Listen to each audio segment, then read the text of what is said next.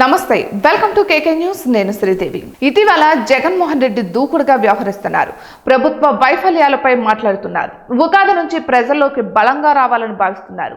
ఒకవైపు పార్టీ శ్రేణులతో సమీక్షలు నిర్వహిస్తూనే గట్టిగానే పోస్ట్ మార్టం చేస్తున్నారు.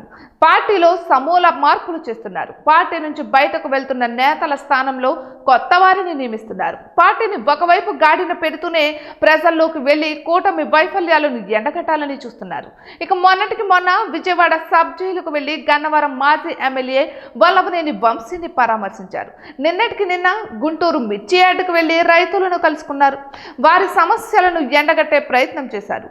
అంతవరకు బాగానే ఉంది. కానీ ఇదే దూకుడుతో అసెంబ్లీ సమావేశాలకు వెళ్లాలన్న డిమాండ్ వినిపిస్తోంది.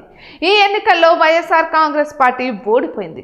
కనీసం ఆ పార్టీకి ప్రతిపక్ష హోదా కూడా దక్కలేదు.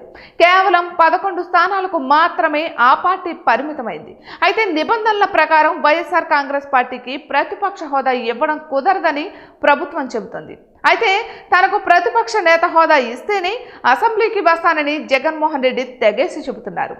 ఎన్నికల ఫలితాలు వచ్చిన తర్వాత కేవలం ఎమ్మెల్యేగా ప్రమాణ స్వీకారం చేయడానికి మాత్రమే అసెంబ్లీకి వచ్చారు జగన్. తరువాత ఆయన మొహం చాటేశారు. అయితే ఉగాది నుంచి జిల్లాల పర్యటనకు సిద్ధపడుతున్నారు జగన్మోహన్ రెడ్డి. అయితే ఇప్పుడు అంతకంటే ముందే ప్రభుత్వ వైఫల్యాలపై గట్టిగానే ప్రశ్నిస్తున్నారు.